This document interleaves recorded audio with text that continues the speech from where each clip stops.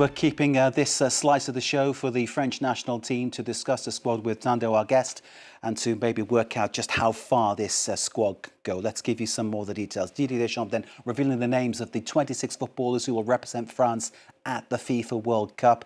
This is a real look at who we've got. We'll be giving you more details as we go through.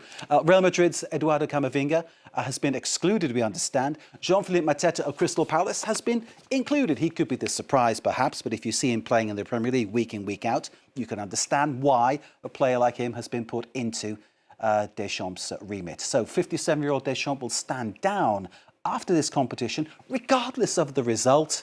Surely he'd like to go out with the silverware. He spoke a little earlier. It's a difficult time, of course.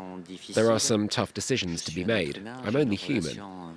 I have a strong bond with the players. There aren't any players I dislike or particularly like, but at some point personal feelings can't take precedence over professional objectives. This is the only time I know that in my role I'm going to make people unhappy.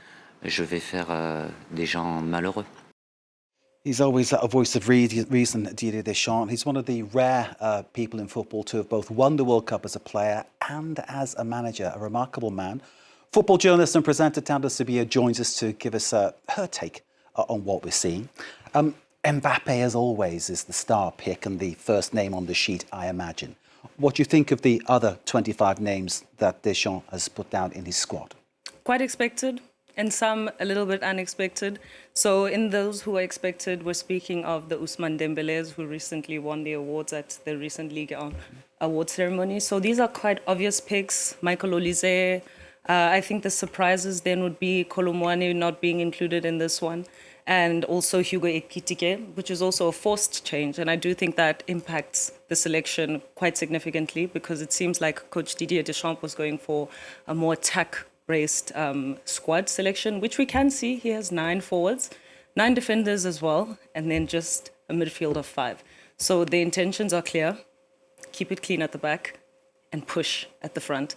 It's a style that has become a little bit synonymous, similarly with PSG. Domestically, we see in the Ligue 1 structures.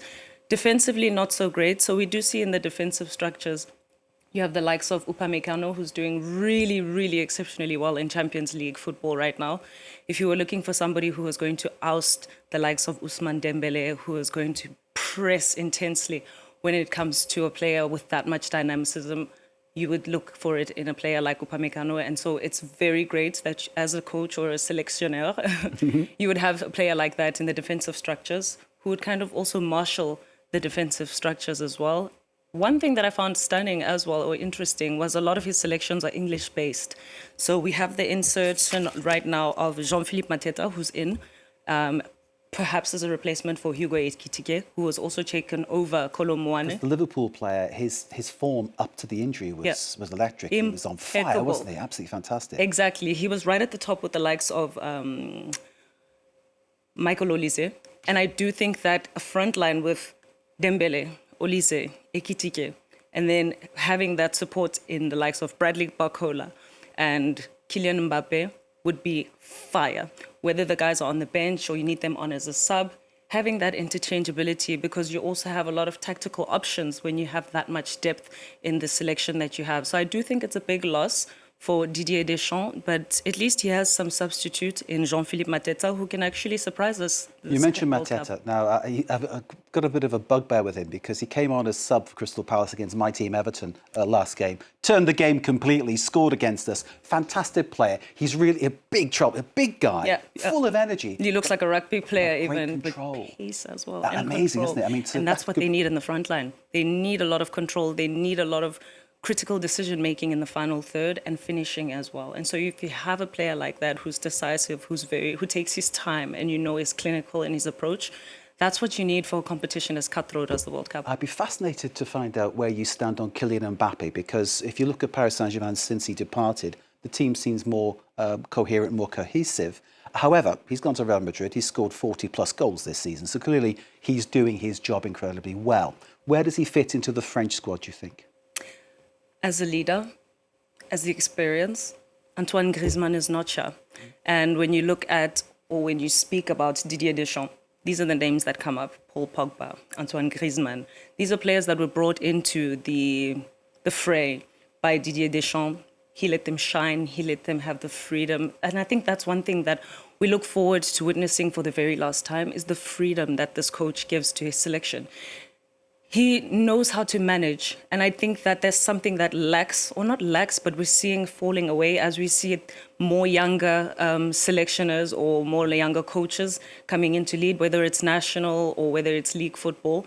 The gap between player and manager is becoming shorter. And so the style of play, the style of coaching is a lot different. I do notice that when there's a bigger gap, and this is a gap of experience, this is a gap of age, you do see a lot of freedom that's given to these players, that if you're a champion and you're a star, you can shine, but you have to deliver.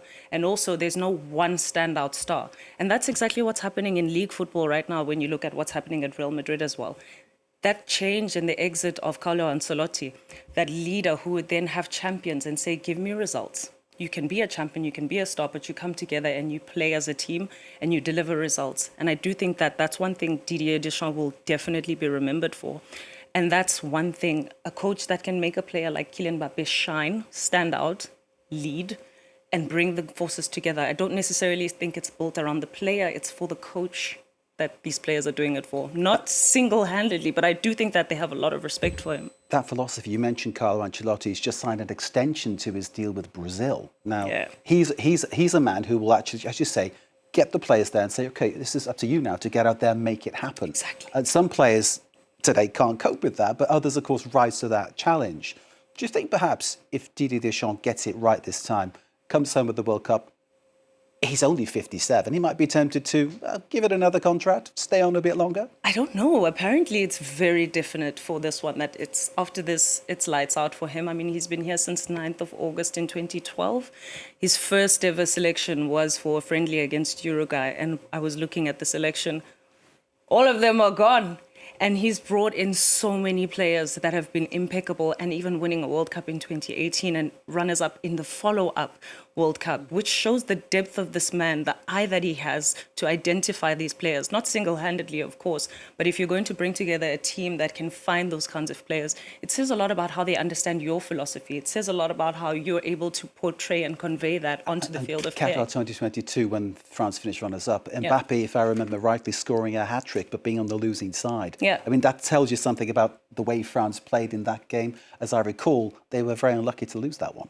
Exactly. So where that happened, I guess that's a question we can leave to the football gods. But I do know that, but seriously, we have to just give it to luck. And that's the thing that makes the game so interesting and so important, is that you can have the best squad on paper and you can give it your heart and soul out. But at the end of that 90 minutes, who is the strongest side is the one that wins when the final whistle is blown. It could be a number of things. Yes. Just very, very quickly, France in the same squad as, the same group as Senegal, the African champions, depending on where we're up to with the dispute about the African Championship, but Senegal winning the game, of course. So they are in the same group as France. That's going to be obviously the clash of that group. Do you think there can be an African team that makes the kind of impact that Morocco did last time round? I think so, definitely. They're also in the same group as Norway. Which we all know who are the standout players over there, and then they also have Iraq. But if we're looking at Senegal, I do know that they have France, I'm speaking about, have a tough opponent in Senegal. And I know that Didier Deschamps is not taking this one lightly. Before that, on the 4th of June, they have a friendly against Côte d'Ivoire, which are the former African champions. So I do think that in setting that one up, he did that on purpose because of understanding the style of play. You don't always have to look directly at your opponent. You can look at who your opponent has been playing against to get a feel of how they play, how they prepare and how they operate. And so I think in standout players, just to wrap it up with that one, Robin Rissa is the one inclusion that comes in for Lucas Chevalier, which I think that's like the main talking point. He's 21 years old. And I do think this is something we can look out for to say, what is Coach Didier Deschamps doing? Is this his last throw in just to kind of say that this is what I'm giving into football and watch this space? Because he's 21. You look at his record since he started for under 19 for under 16 in 2019, he hasn't had that many appearances. His total national appearances is less than 20. And this is a guy who's been selected to go to the World Cup. You look, there's Mike Maignan, and you also look at the other options that they have to select. These are strong players, but these are guys who are nearing the 30s or have even crossed that line. And so this is a very huge risk that is being taken by Coach Didier Deschamps, especially when you know the kinds of opponents you're going to be facing. You have to be very confident in this player, and that's why I respect this coach. And so all the best to France. May the best man win. And we respect you. Thank you very much for that great analysis. Fantastic depth. It's fantastic stuff. I'm really looking forward to the World Cup. Thando Sibiya joining us, presenter, journalist, but as we heard, football specialist. Much appreciated. Lovely to see you. You're always welcome here. Thank you very much indeed. We take a